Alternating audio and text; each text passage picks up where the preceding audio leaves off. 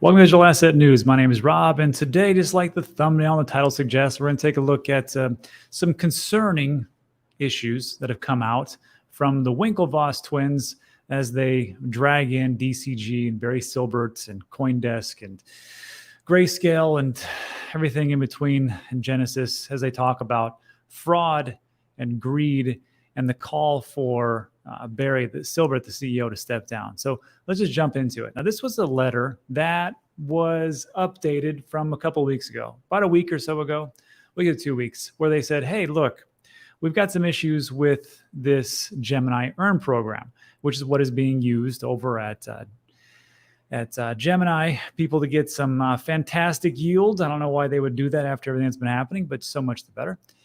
And the first letter was pretty much like, you need to do something because we can't have our customers stuck like this.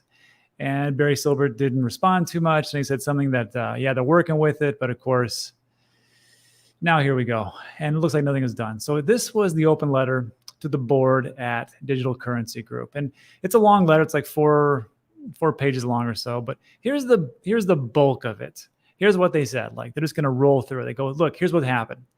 Genesis lent $2.36 billion of assets to 3AC. It's a lot of money. After collateral was liquidated, because everything collapsed, Genesis indicated that it was left with a loss or a hole of at least $1.2 billion. So, okay, not too bad, actually. 2.36. I guess they had roughly 50% of that collateral, and they just couldn't fill it. Barry SIlbert had two legitimate options: restructure the Genesis loan book. Pretty good idea. Inside or outside of bankruptcy, or fill the $1.2 billion hole, which he did neither. And of course, what happens there? Well, the people that are in Genesis Earn, or excuse me, in Gemini Earn, they're not going to get paid. So the Genesis loan book was approximately $8 billion, which means that the $1.2 billion loss from 3AC would account for roughly 15%. That doesn't seem like good money management to loan out 15% to 3AC with some very thin collateral and the different terms and conditions, which were also very weak. But we'll get to why they did that in a second. So Barry, DCG, and Genesis embark on a carefully crafted campaign of lies to make Gemini Earn users and other lenders believe that DCG had injected $1.2 billion of actual support into Genesis, but they didn't. This was Michael Morrow, CEO of Genesis, and he said this on July 6th. DCG has assumed certain liabilities of Genesis related to 3AC to ensure we have the capital to operate and scale our business for the long term. And it sounds good. It's a good statement. And how he verified this or had solid footing on it was he goes, look, this is what we did. DCG, Digital Currency Group, which is the parent company of Genesis and Grayscale and Foundry and CoinDesk, entered into a 10-year promissory note with Genesis at an interest rate of 1% due in 2032. So like, look, we've got all the money. We have it. Don't you worry. Don't sweat it. It's just that we're going to pay it back 1% in 2032. Wouldn't that be great if you could do that for the people that, you owe money to? Go, look.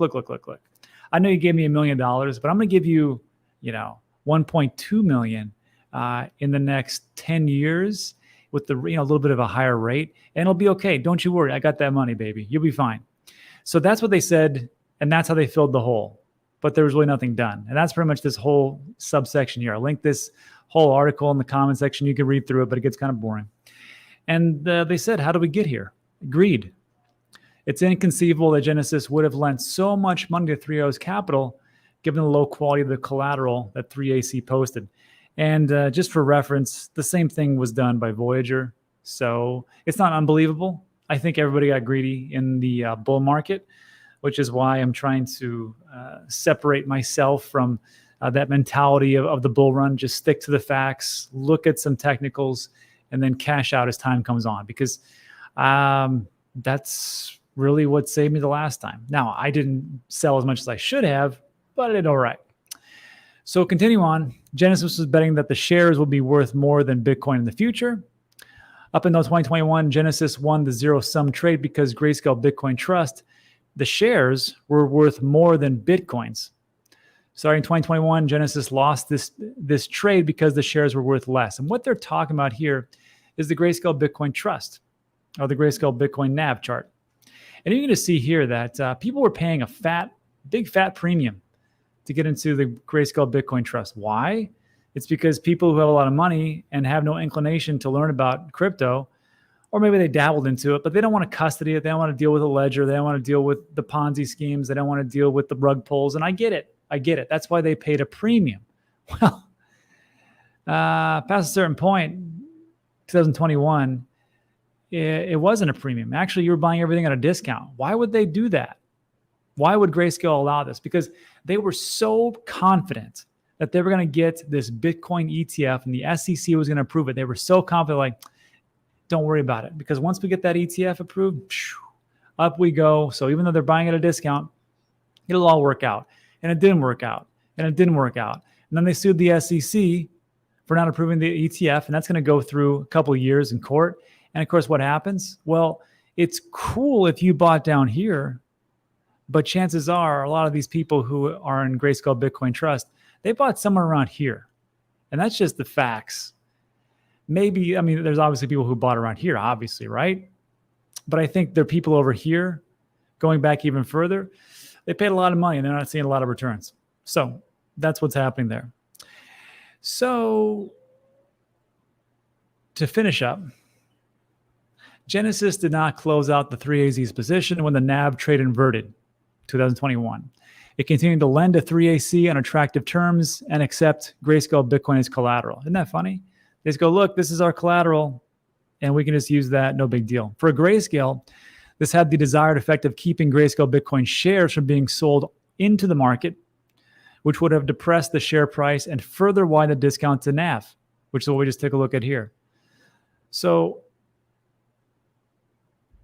if they would have done that, if they would have put these into the market, you would have seen this just crater off. I mean, it's already cratered off already. I mean, negative 48% on December 12th.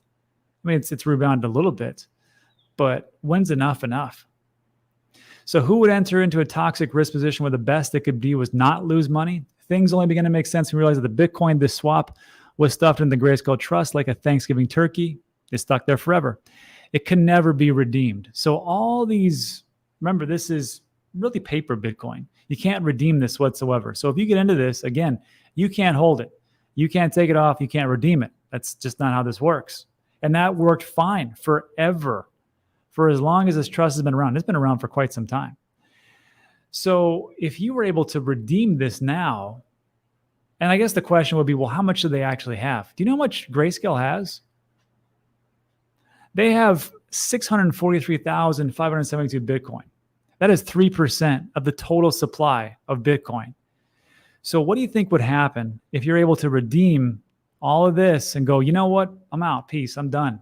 I'm not going to wait. Give him my Bitcoin, or give him my fund, and we can close it out. Don't know if that's would last. And lastly, Gemini, acting on behalf of 340,000 earned users, requests that the board, DCG board, removes Barry SIlbert as CEO effective immediately and install a new CEO, which let's see if that happens. But there is another interesting wrinkle on this right here. So if you're able to redeem this, it will be interesting times. So David Bailey, he is the CEO at Bitcoin Magazine. He's doing this thing.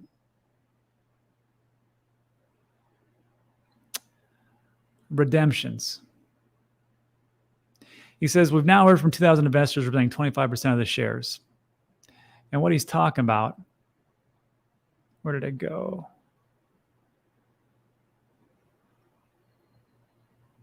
This is it.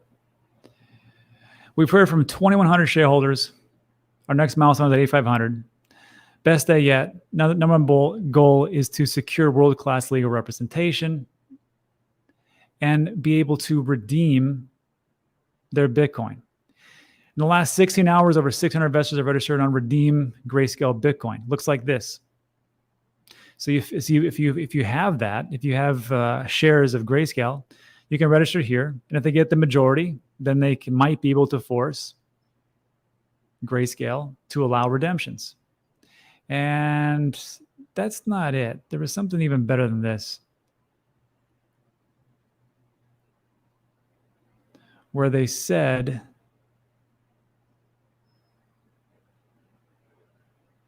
here it is. This was just a couple of days ago. This has really gained a lot of traction. I didn't even know this was going on. So this was just yesterday. Just got off the phone from another institution. Could not be more thankful for their support of our Redeem Grayscale Bitcoin cause. We are now over 20% of all Grayscale Bitcoin shares. So look, if you think this is going away, it's not. And this could be a bigger story than everything combined. And I had talked about this before as far as contagion and FTX. It all started with FTX, and then it rolled downhill with Luna. And then we had a little Celsius. Well, then we had 3 O's capital action. And then we had Celsius. Then we had Voyager, BlockFi. And eventually all the shenanigans that FTX did caught up to them. And now it's spinning out of control. And we have these issues going about for these big, large institutions, which would be DCG Group. And I said, I don't know where we're going as far as with the crypto market. I sure hope it goes up. I think we've got better days ahead of us, that's for sure. But in the short term, not too sure. Let me just think about that in the comment section. We'll talk more about this in the Q&A. But then lastly, just want to remind everybody that everybody's favorite topic, just kidding, no one likes this, is taxes. And just like that banner above my enormous head says, crypto taxes made easy, coin ledger. So look, you can sign up for free. You can do any kind of cost analysis you want to. But if you're going to generate a report, it's not that much. It's like $100, $200. And you can pour over all the spreadsheets you want to. But if you've done like 2 or 3 trades, you don't need this. But if you've done some trading and some selling and some buying of crypto, like over 100, use this. This is what I use. I've used it for 2 years straight. I send it over to my CPA. It takes me 30 minutes. Everything's done. If you don't want to do it, that's fine. There's a link in the description. If you can't stand affiliate links, that's fine. But you do get a discount. Just saying. You can go to coinledger.io. And again, you can sign up for free and just check out how it works. And you can actually do cost analysis. So that's the story, Morning Glory, for everything that's going on today. So look, like today's video, give it a thumbs up, subscribe, all that good stuff. I got to be quick about this. Wife is going through some things. So I just want to just drop in real quick and just talk to you guys. So let's do a quick Q&A and talk about this stuff. So let's get into it.